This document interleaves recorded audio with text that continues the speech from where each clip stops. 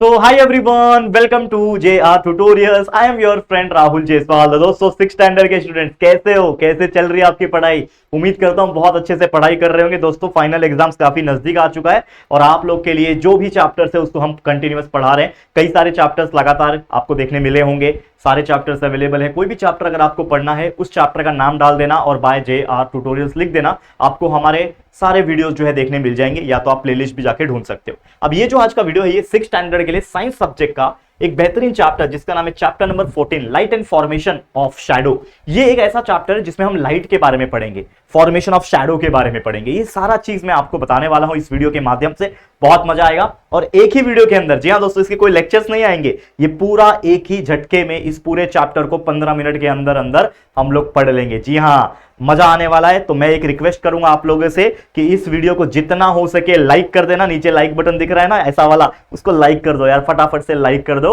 और अपने सभी 6 स्टैंडर्ड के जो भी आपके फ्रेंड्स होंगे ना, उन तक पहुंचा देना। शेयर बटन पे क्लिक करो और सबको भेज दो। व्हाट्सएप पे होंगे, किसी पे होंगे, सबको फटाफट से शेयर करो। और अपने दोस्त को जब भी आपके आसपास मिलेंगे ना दोस्त लोग, उनको बोलना कि भाई JR ट्यूटोरियल से पढ़ता है कि नहीं। ठीक है, महाराष्ट्र का नंबर 1 चैनल है ये, कहीं ना कहीं हमारे 10th स्टैंडर्ड के हिसाब से अगर हम बात करें तो जरूर से जाके फटाफट से चैनल को सब्सक्राइब करने के लिए भी बोल देना। ओके बच्चा, चलिए अब आ जाते हैं यहां पे, जो कि चैप्टर है हमारा। क्या है चैप्टर? ये light and formation of shadow chapter है। और इस चैप्टर के अंदर बहुत सारी ऐसी चीजें हैं जो आप लोगों को पढ़नी है। क्या है वो चीजें, फटाफट से डिस्कस कर लेते हैं। ठीक है, चलो। तो सबसे पहले अगर हम बात करें ल्यूमिनस ऑब्जेक्ट के हिसाब से, तो ल्यूमिनस ऑब्जेक्ट एक ऐसा ऑब्जेक्ट होता है जो लाइट को एमिट करता है। जैसे डेफिनेशंस की पहले हम बात कर लेते हैं कि द ऑब्जेक्ट और मटेरियल विच एमिट लाइट, यानी कोई ऐसा ऑब्जेक्ट जो लाइट को निकालता है, लाइट को एमिट करता है, दैट इज, क्या बोल रहा है, देखो एकदम ध्यान से आप लोगों को पढ़ना है। क्या बोल रहा है कि द ऑब्जेक्ट और material which emit light, that is themselves are a source of light, यानी खुद वो सोर्स ऑफ लाइट है, यानी उनके पास पहले से ही लाइट है और वो लाइट को निकाल रहे हैं बाहर। इसी को ल्यूमिनस ऑब्जेक्ट या फिर ल्यूमिनस मटेरियल बोलते हैं।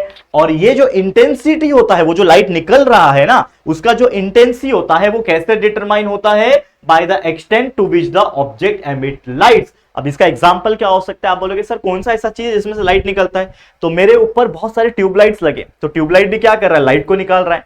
सबसे नेचुरल और सबसे बड़ा पूरी दुनिया को जो लाइट देता है वो है हमारा सन, सूरज देवता। सन देते ना, सुबह सुबह लाइट आता है, पूरे दिन भर चलता है।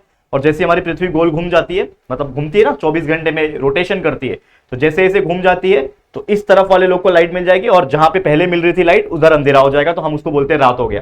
तो ये पृथ्वी घूमती रहती है, सन तो अपनी जगह पे है, लेकिन पृथ्वी घूमती रहती है। तो पहले यहां पे लाइट पड़ रहा है, तो धीरे धीरे करके घूम रही है, फिर लाइट जो है इस वाले हिस्से तक पहुंचेगा, तो पहले आगे फिर पीछे। तो इस प्रकार से हर 12-13 घंटे पे लाइट जो है वो चेंज होता रहता है। और बट सन जो है अपना कंटिन्यूअस लाइट फेंकता है, यानी एमिट करता है। इसी को हम लोग ल्यूमिनस ऑब्जेक्ट बोलते हैं। तो light emits from torch, torch में से भी लाइट निकलता है। अब वो जो लाइट एमिट कर रहा है, एक कैंडल भी लाइट एमिट करता है। आपने मोमबत्ती जला दी, आप भगवान को दिया बत्ती जलाते हो मंदिर में, उसमें से भी लाइट निकलता है। लेकिन हर एक का इंटेंसिटी अलग होता है। अगर सूरज की बात करें, जो सन है हमारा, उसका तो कोई मुकाबला ही नहीं है, क्योंकि वो इतना भयंकर लाइट फेंकता है कि पूरी दुनिया को उसने रोशनी करके रखा है। और ऊपर से हीट भी होता है, क्योंकि जहां लाइट है वहां हीट भी है। करेक्ट है। दूसरा बात कर ले, एक मोमबत्ती जला लो या फिर एक दिया जला लो, ठीक है, उसमें से जो लाइट निकलता है उसकी रोशनी काफी कम होती है, हल्का सा उजाला करेगा। लेकिन एक टॉर्च जला दो, उस टॉर्च की रोशनी ज्यादा होगी। तो हम बोल सकते हैं कि लाइट जो टॉर्च से निकल रहा है उसका इंटेंसिटी कैंडल के मुकाबले ज्यादा होगा। वैसे एक टॉर्च से ज्यादा आपका कोई गाड़ी है, उसमें से लाइट निकलता है, उसमें से ज्यादा होगा, उससे ज्यादा किसी और लाइट में होगा, ट्यूबलाइट में ज्यादा होगा। तो ऐसे अलग अलग इंटेंसिटी ऑफ लाइट जो है निकलते हैं। और जो ऑब्जेक्ट या फिर मटेरियल ऐसे होते हैं जो खुद सोर्स ऑफ लाइट नहीं है, that are not the sources of light themselves, are called as the non luminous object या फिर मटेरियल।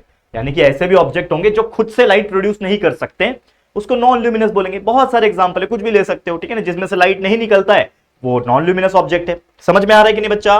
तो ये सारी चीज इतनी सिंपल है कि यार मैं क्या ही बता सकता हूं, इतना अच्छी तरीके से हमने आपको पढ़ा दिया है। अब इसके ऊपर क्वेश्चन आंसर्स जो होंगे उसको याद कर लेना है। नेक्स्ट अगर मैं बात करूं, कुछ ऐसे मैनमेड ऑब्जेक्ट्स होते हैं जो इंसान ने बनाया, कुछ ऐसे मटेरियल होते हैं जो लाइट को एमिट करते हैं। जैसे मैंने थोड़ी देर पहले बताया कि ज्यादातर जो लाइट है वो नेचर से आया है। जैसे सन जो है हमने नहीं बनाया, वो नेचर है, वो सन में से लाइट निकल रहा है। फिर हम लोग जो दिया जलाते हैं, आग, आग में से भी लाइट निकलती है, तो वो आग नेचर है, हमने आग को नहीं बनाया, हमने इन्वेंट जरूर किया है।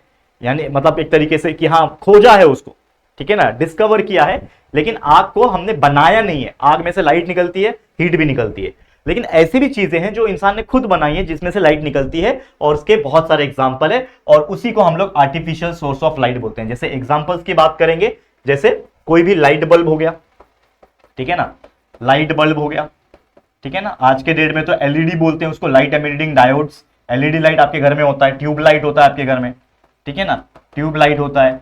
इसके अलावा टॉर्च आपको पता ही है, ठीक है ना, आपके मोबाइल फोन में भी टॉर्च होता है, मोबाइल टॉर्च। अभी इतना एडवांस जमाना है कि हम वो बड़ा वाला बैटरी वाला टॉर्च नहीं यूज करते हैं, हमारे घर सबके पास फोन होता है और उस फोन में टॉर्च होता है, करेक्ट है कि नहीं? तो वो सारा चीज क्या है, लाइट का एक सोर्स है जो हमने बनाया हुआ है, ठीक है ना। तो सबसे पहले सन की जब हम बात करते हैं, सन एक main natural source of light है, लेकिन बाकी चीज जो है जैसे ये मैंने light bulb, LED tube light, torch, mobile phone, ये सब क्या है, आर्टिफिशियल है, यानी इसको हमने बनाया है, आर्टिफिशियल सोर्स ऑफ लाइट है, या फिर इसको हम लोग सिंपली मैन मेड भी बोल सकते हैं। ये man made source of light है, इसको हमने बनाया हुआ है, ठीक है, समझ में आ गया। ऑल्सो जो आसमान में हमें दिखाई देता है, स्टार्स, या फिर जो फायरफ्लाइज होते हैं, जुगनू बोलते हैं, फायरफ्लाइज को हिंदी में जुगनू कहा जाता है। एक ऐसा इंसेक्ट है जो जलता है, मतलब अगर फ्लाई करेगा तो उसमें से लाइट जलती है। आपने गांव वगैरह में देखा होगा जुगनू, मम्मी को पूछना मम्मी जुगनू क्या होता है। तो एक ऐसा कीड़ा है, एक ऐसा इंसेक्ट है जिसमें से लाइट निकलती है, ठीक है ना, ऐसा बन चालू, तो उसको फायरफ्लाइज बोलते हैं। तो ये सारा क्या है, नेचुरल सोर्स ऑफ लाइट है। और बाकी जो चीजें होती है जैसे ये सब आर्टिफिशियल यानी man made source of light है, यानी इंसानों ने लाइट बनाया है जो हमें रोशनी प्रोवाइड करता है, क्योंकि हम अंधेरे में नहीं देख सकते, करेक्ट है, समझ में आया। चलो आगे बढ़ जाते हैं, और भी बहुत सारे टॉपिक्स है इस चैप्टर के अंदर हमें पढ़ने। अगला जो टॉपिक है वो है प्रोपैगेशन ऑफ लाइट। प्रोपैगेशन मतलब सिंपली याद रखो, ट्रैवल करना। जैसे कोई भी चीज ट्रैवल करती है, जैसे साउंड है, जैसे मैं कुछ बोल रहा हूं आप तक पहुंच रहा है, ये जो मैं बोल रहा हूं ये आप तक कैसे पहुंच रहा है, क्योंकि ये चीज एक वेव्स के फॉर्म में, लाइट कभी भी ट्रैवल करता है वेव्स के फॉर्म में, उसी प्रकार साउंड भी ट्रैवल करता है वेव्स के फॉर्म में, और उसी ट्रैवल ऑफ साउंड को या फिर लाइट को हम प्रोपैगेशन बोलते हैं। तो यहां पे हम लाइट के बारे में पढ़ रहे हैं, यानी प्रोपैगेशन ऑफ लाइट। तो लाइट ट्रैवल्स, याद रखना, light travels in a straight line, this is called as the linear propagation of light, ठीक है ना। जैसे मैंने बोला साउंड वेव्स के फॉर्म में ट्रैवल करता है, तो लाइट जो होती है वो सीधी लाइन में ट्रैवल करती है, सीधी लाइट, ठीक है, वेव्स के फॉर्म में नहीं करती है। साउंड में, मैंने शायद गलत बोल दिया पहले, साउंड खाली ऐसे वेव्स के फॉर्म में ट्रैवल करता है, याद रखना। जो ध्वनि होती है, जो साउंड आवाज जो होती है, वो वेव्स के फॉर्म में ट्रैवल करती है, और जो लाइट होती है वो स्ट्रेट लाइन में ट्रैवल करती है। और इसीलिए आपने देखा होगा आपके घर में, अगर आपके घर में ऊपर से लाइट आ रहा है, सनलाइट आ रहा है, और यहाँ पे कोई होल है, पतरे में होल होगा या फिर कहीं क्रैक होगा, तो उसमें से देखो विंडो के क्रैक में से लाइट आती है। जैसे आपने देखा होगा कि विंडो की रोशनी पड़ती है, अगर आप खिड़की खुला रख लो तो एक लाइट आपको दिखाई देती है आते हुए, पूरा घर अंधेरा है, लेकिन जैसे आप एक खिड़की खोल दोगे तो ऐसा एक लाइट आपको सीधा सीधा आते हुए दिखाई देगा। आपने देखा होगा, कभी कभी पत्रे में देखा होगा, ऊपर अगर पत्रे का घर होगा तो पत्रे में होल होता है तो एक लाइट आता है। जैसे आपने वो मूवी देखी है क्या, कोई मिल गया, तो कोई मिल गया मूवी में वो जादू होता है, ठीक है ना, एलियन जो होता है, ऊपर से देखो एक रोशनी आती होती है, तो वो उसको ऋतिक रोशन पूछता है कि भाई तू क्या खाता है, तो सब्जी खाता है, ये खाता है, लकड़ी खाता है, ये खाता है, पूछता है, तो वो बोलता है हाँ, ऊपर देखता है तो उसके ऊपर धूप पड़ रहा होता है, तो वो लाइट देखो कैसे इतने सा आ रहा होता है, तो वो एक होल होता है, उसमें से वो लाइट आता है, उसी को बोलते हैं हम लोग लाइट, ठीक है ना। जादू क्या बोलता है, धूप, है कि नहीं, तो सेम चीज है, ओके, याद रखना। तो the ray of light entering through a slit, यानी कि अगर कोई दरवाजा खुला है, कोई खिड़की खुला है, या फिर कोई छोटा होल है, उसमें से जो रे ऑफ लाइट आता है, एंटर करता है, वो साफ साफ हम देख सकते हैं, डस्ट पार्टिकल उसमें से दिखाई देते हैं धूप में से, और वही आपका लाइट होता है। इसी को ट्रैवल करने को ही हम लोग क्या बोलते हैं, प्रोपैगेशन ऑफ लाइट। क्या बोलते हैं, प्रोपैगेशन ऑफ लाइट, याद रहेगा। बहुत सिंपल टॉपिक था, इसको अच्छी तरीके से मैंने बताने की कोशिश की है। नेक्स्ट अगर मैं बात करूं रिफ्लेक्शन ऑफ लाइट, अब जो लाइट होती है वो टकरा के रिफ्लेक्ट भी होती है। तो पहली बात तो रिफ्लेक्शन का मतलब समझ लो, रिफ्लेक्शन का मतलब होता है टकराना, वापस आना, किसी भी दूसरे डायरेक्शन में भी जाना।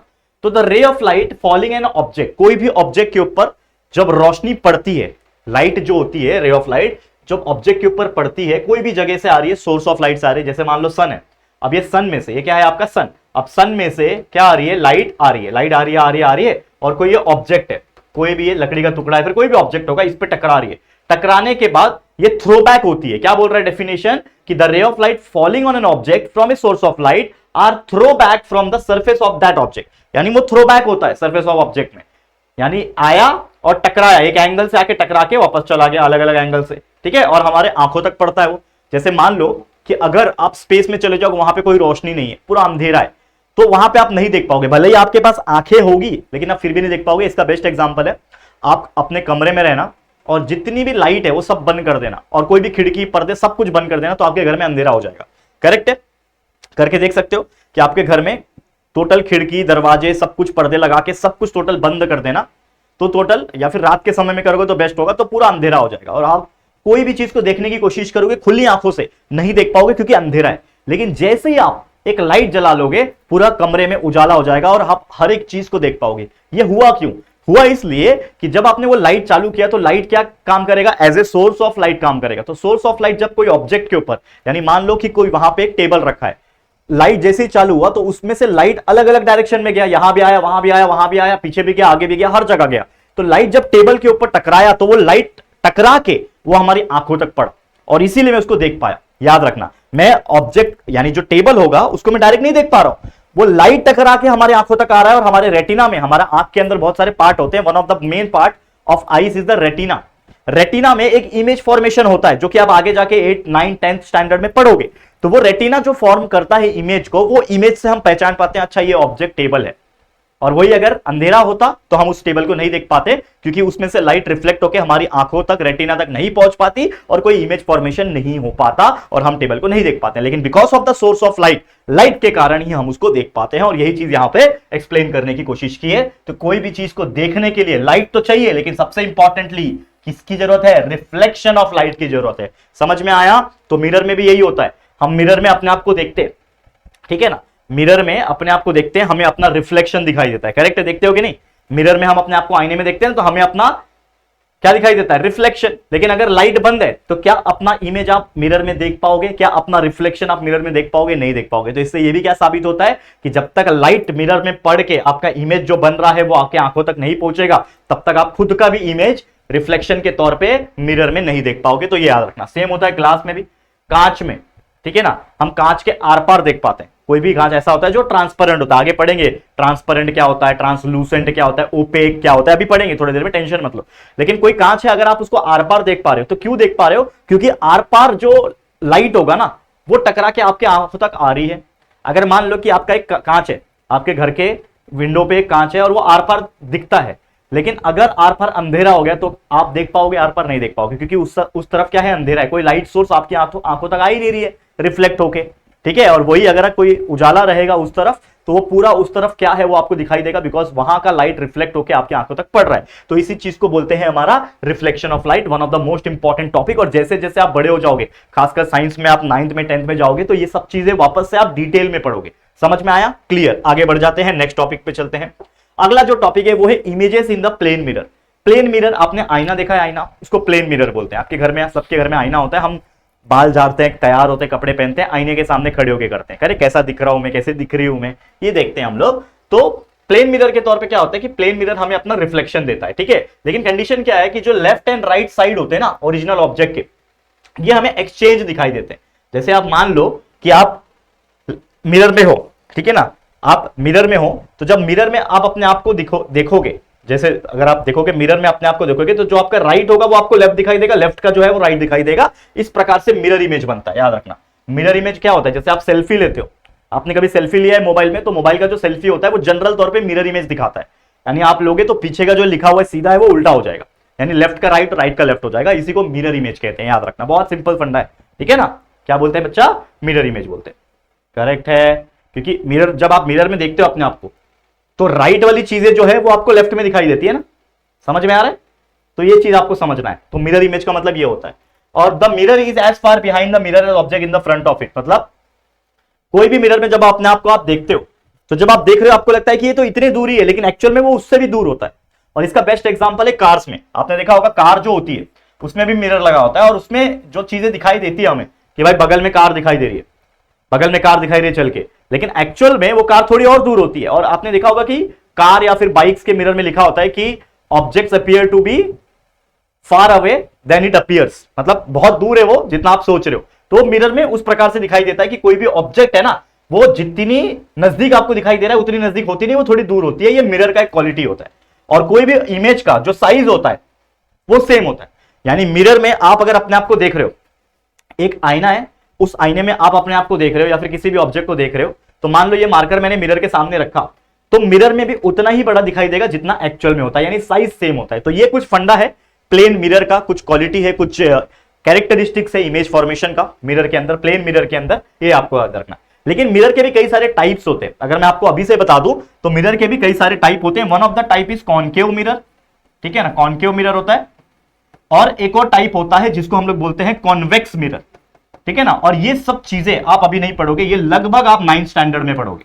लेकिन अभी से मैंने आपको खाली नाम बता के रखा कि ये प्लेन मिरर में जैसा मैंने बोला कि जो ऑब्जेक्ट का साइज है वैसे दिखेगा, लेकिन ये दो मिरर है ना, अलग अलग मिरर होते हैं और इसमें साइज का भी फर्क आ जाता है। यानी कॉनकेव मिरर में इसको दिखाओगे तो वो कुछ बड़ा या छोटा दिखेगा, सेम उसी प्रकार कॉन्वेक्स मिरर में भी। तो ये फंडा आपको पढ़ना है आगे जाके हायर स्टैंडर्ड में। डोंट वरी, मैं हूं ना यार, पूरे जेआर ट्यूटोरियल पे 6, 7, 8, 9, 10 सब कुछ मैं ही पढ़ाता हूं, आप जानते ही हो। तो हमारे साथ बस बने रहो इस चैनल पे और कंटिन्यूअस पढ़ाई करते रहना। वीडियो को जितना हो सके लाइक करना अभी से ही, और अपने सभी फ्रेंड जो 6th स्टैंडर्ड में होंगे उन तक शेयर कर देना। बस यही मैं चाहता हूं, जितना आप शेयर करोगे उतना अच्छा, क्योंकि बहुत सारे ऐसे बच्चे हैं जिनको पता ही नहीं होता कि आप फ्री में पढ़ सकते हो हमारे चैनल से आके। कोई ट्यूशन जाने की जरूरत नहीं होती है, आप आराम से पढ़ सकते हो और बेस्ट क्वालिटी अच्छे मार्क्स निकाल सकते हो।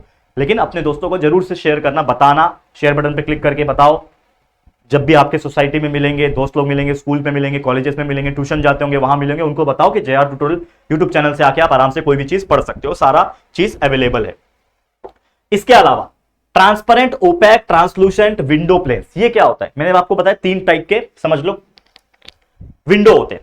अब विंडो आपने देखा होगा तो विंडो खिड़की, खिड़की पे कांच लगे होते हैं। तो वो कांच 3 प्रकार के होते हैं। एक होता है ट्रांसपेरेंट ग्लास, एक होता है आप लोग का ओपैक, और एक होता है ट्रांसलूसेंट। तीनों में फर्क होता है, याद रखना कि the material through which the light passes is said to be transparent.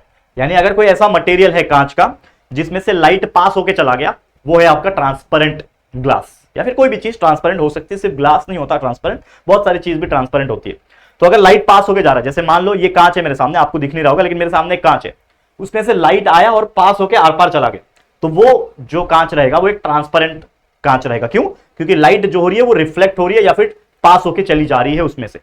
That is nothing but your transparent. इसके लिए हमें आर पार का दिखाई देता है, यहां से देखोगे तो उस पार दिखाई देगा, उस पार से देखोगे तो इस पार दिखाई देगा। तो that is nothing but the transparent glass. आपके घर में खिड़की में होगा। दूसरा जो होता है वो होता है ओपेक। उसमें क्या होता है कि the material through which light does not pass, यानी ऐसा चीज जिसमें से लाइट पास ही नहीं हो सकता। जैसे मान लो कि आपके घर में लकड़ी का एक विंडो है, पूरा लकड़ी है, कांच नहीं है, पूरा लकड़ी है, तो क्या लाइट लकड़ी के आर पार जा सकती है? नहीं जा सकती। क्या बाहर का लाइट हमारे घर में आर पार आ सकती है? नहीं आ सकती। तो ऐसे मटेरियल को हम ओपेक मटेरियल बोलते हैं। क्या बोलते हैं? ओपेक। और तीसरा है the material through which the light passes partially, यानी कुछ ऐसे भी मटेरियल होते हैं जिसमें से लाइट थोड़ा बहुत ही पास होता है, पूरा पास नहीं हो सकता। उस पर्टिकुलर मटेरियल को ट्रांसलूसेंट मटेरियल बोलते हैं, जिसमें कई सारे ग्लासेस भी आते हैं। कुछ ग्लास ऐसे होते हैं जो फुल्ली लाइट को पास करते हैं, कुछ ग्लास ऐसे होते हैं जो आधा अधूरा लाइट को पास करते हैं, उसको ट्रांसलूसेंट ग्लास कहते हैं। ये 3 टाइप के मटेरियल है, इसको याद रखना। ट्रांसपेरेंट क्या होता है, ओपेक क्या होता है और ट्रांसलूसेंट क्या होता है, याद रहेगा।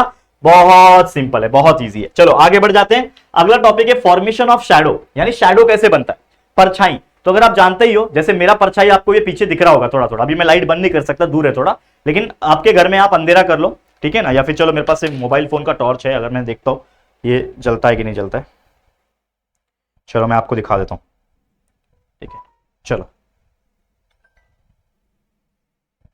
अगर आप देख पा रहे होंगे, ये लाइट दिख रहा है, मेरा हाथ का शैडो दिख रहा है आपको, ठीक है। ये एक्चुअली कम लाइट है, ये थोड़ा मेरे ऊपर लाइट काफी ज्यादा है। अगर मैं इसको दिखाने की कोशिश करूं, ये देखो, ये मेरा हाथ का थोड़ा बड़ा एक उंगली का दिख रहा होगा, ठीक है ना। और थोड़ा दूर करो, देखो दिख रहा है ये हाथ का शैडो, ये देखो 2, 3 दिख रहा है, ये शैडो दिख रहा है मेरे जस्ट हाथ के पीछे, देखना थोड़ा थोड़ा शैडो दिख रहा है आपको, ठीक है। ये देखो ऊपर नीचे देखो कर रहा हूं मैं, देखो। तो ये जो शैडो है बच्चा, ये फॉर्म कैसे हो रहा है, तो हमेशा याद रखना कि व्हेन एवर, कभी भी अगर कोई लाइट सोर्स आपके कोई ऑब्जेक्ट के सामने आता है, ठीक है ना, इफ एन ओपेक ऑब्जेक्ट, यानी कोई भी एक ऑब्जेक्ट जो ओपेक हो, जिसमें से लाइट पास नहीं हो सकता, जैसे मेरा हाथ, इसमें से मैं लाइट को पास करूंगा तो इसमें से आर पार नहीं होगा, क्योंकि ये ओपेक मटेरियल है, ये इसमें से लाइट आर पार, ये कांच थोड़ी है कि आर पार हो जाएगा, ये ओपेक है। तो कोई भी ओपेक ऑब्जेक्ट के सामने अगर लाइट सोर्स आ जाता है, कोई भी तरीके का लाइट सोर्स हो सकता है, तो लाइट इसमें से पास नहीं हो सकता, और एज ए रिजल्ट जिसके वजह से क्या होता है कि light does not reach a wall, जिसके वजह से दीवार तक, यानी कोई भी ऑब्जेक्ट के अंदर से, ओपेक ऑब्जेक्ट के अंदर से लाइट आर पार होकर दीवार तक नहीं पहुंच पाता या फिर कोई और सरफेस तक नहीं पहुंच पाता, अदर साइड तक नहीं पहुंच पाता, और वो पूरा पीछे का पार्ट अंधेरा रहता है। और उस अंधेरे पार्ट पे ये लाइट का ये जो हाथ है या फिर जो भी ऑब्जेक्ट है, इसका शैडो जो है वो तैयार होता है। इसी को हम लोग बोलते हैं शैडो ऑफ द ऑब्जेक्ट। क्या बोलते हैं बच्चा? Shadow of the object. बहुत सिंपल है, अपने घर में भी आप कर सकते हो। आपके घर में मोबाइल फोन होगा, पूरे रूम को अंधेरा कर दो, लाइट सब बंद कर दो, सिर्फ मोबाइल में एक टॉर्च ले लेना, या फिर मोबाइल होगा आपके पास, मोबाइल में टॉर्च होता है वो ले लेना, आपका हाथ ले लो और उसके ऊपर ऐसा लाइट मारो, तो पीछे दीवार के ऊपर एक शैडो बनेगा। पूरा पीछे तो पहली बात तो अंधेरा है, ठीक है, और ये ओपेक है ना, तो लाइट यहां से पास नहीं होगा, लेकिन पूरा लाइट जो है वो इस तरीके से बनेगा, आपका हाथ का शैडो बनेगा। तो आप, हम बचपन में क्या करते थे, हमारे घर में ना फ्राइडे के दिन ना 4 घंटे 5 घंटे के लिए लाइट जाती थी पहले, मतलब अभी तो नहीं, आज से 8 साल 10 साल पहले। तो हम लोग जब छोटे थे, 5th standard 7th 8th standard में जब थे, तो हम लोग घर में ना ऐसे एक्सपेरिमेंट्स करते थे। एक्सपेरिमेंट क्या करते थे ना, वो कागज होता है ना, कोई भी बुक का पेज होता है, उसमें ऐसे कैंची से डिजाइन काट के बनाते थे, बहुत सारे अलग अलग शेप्स के, ठीक है ना, कुछ एनिमल्स के शेप या फिर कुछ ऐसे डिजाइन के शेप। और अंधेरा होने के बाद हमारे पास उस टाइम पे स्मार्टफोन नहीं होता था, लेकिन हमारे पास वो छोटा वाला मेरे पापा का फोन था जिसमें एक टॉर्च निकलता था, या फिर हमारे घर में वो बैटरी वाले टॉर्च भी होते थे जिसमें सेल डालते थे। तो वो टॉर्च से उस डिजाइन के पेपर के ऊपर ऐसा हम लोग टॉर्च मारते थे ना, तो दीवार के ऊपर मस्त अलग अलग एनिमल्स या फिर अलग अलग चीजों का ना शेप बनता था, बहुत अच्छा लगता था। तो हमारे लिए वही एंटरटेनमेंट था, है कि नहीं, क्योंकि उस टाइम पे कोई स्मार्टफोन वगैरह होता नहीं था। जब हम 7th 8th में थे ना, उस टाइम पे स्मार्टफोन बहुत गिने चुने, अगर होगा भी ना, उस टाइम पे था नहीं, वैसे बहुत गिने चुने लोग के पास, एकदम जो बड़े बड़े बिजनेसमैन होंगे उनके पास कोई छोटा मोटा स्मार्टफोन होगा तो होगा, क्योंकि स्मार्टफोन उस टाइम तक बनते ही नहीं थे। बनना कब चालू हुए? 2011-12 के बाद बहुत ज्यादा बनना चालू हुए, मतलब बहुत टाइम के बाद। तो ये चीजें आप लोग को ध्यान में रखनी है। समझ में आया शैडो कैसे बनता है? अब कुछ इंपॉर्टेंट पॉइंट्स है, इसको भी याद रख लो शैडो के रिगार्डिंग। देख लो क्या बोल रहा है कि the shadow of an object is form only when the light does not pass through. मतलब ऑब्जेक्ट का जो शैडो होगा तभी बनेगा जब लाइट पास नहीं होता, क्योंकि लाइट ओपेक होगा तभी तो होगा। समझ में आ रहा है? और the object and the surface on the screen on which the shadow is form, ठीक है ना, वो रिलेटिव डिस्टेंस बताता है। और जो शैडो होगा ऑब्जेक्ट का, वो सनलाइट से भी होता है। कभी कभी आप धूप में दोपहर में चलो, आपका शैडो जो है आपके पीछे या फिर आगे या फिर आसपास आपको दिखाई देगा बनते हुए।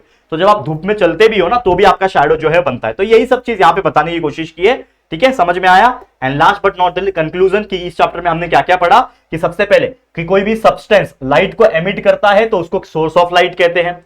नेचुरल सोर्स ऑफ लाइट जो होते हैं, जैसे सन और स्टार और फायरफ्लाइज होते हैं, और लालटेन, कैंडल, इलेक्ट्रिक बल्ब, ये सब क्या होते हैं? आर्टिफिशियल सोर्स ऑफ लाइट होते हैं। लाइट हमेशा स्ट्रेट लाइन में ट्रैवल करता है और साउंड वेव्स के फॉर्म में ट्रैवल करता है, याद रखना। Light must be reflected from the surface of object from the object to scene, यानी लाइट हमेशा रिफ्लेक्ट करता है ताकि हमें दिखाई दे सके। ओपेक ऑब्जेक्ट में से लाइट पास नहीं होता, बल्कि लाइट के रास्तों को रोकता है, और जिसके वजह से शैडो जो है बनता है, ठीक है। और जो व्हाइट सनलाइट होता है, जो हमें दूर से सनलाइट दिखाई देता है व्हाइट कलर का, उसमें 7 कलर्स होते हैं। और ये 7 कलर्स कौन से होते हैं, कैसे याद रखोगे? VIBGYOR, याद रखना। विबग्योर, क्या बोलते हैं इसको? विबग्योर बोलते हैं। कैसे याद रखोगे? नीचे से विब, VIBGYOR, विबग्योर। इसका मतलब क्या होता है, याद रखना। 7 कलर्स कौन से होते हैं जो आपको रेनबो में दिखाई देते हैं, जो कि सनलाइट में ही होते हैं। हमें सनलाइट सफेद कलर का दिखाई देता है, लेकिन जैसे ही वो पानी की बूंदों पे टकराते हैं, डिस्पर्शन होता है, जो आप 9th and 10th स्टैंडर्ड में पढ़ोगे। और डिस्पर्शन की वजह से आपको 7 कलर दिखाई देते हैं रेनबो फॉर्मेशन में।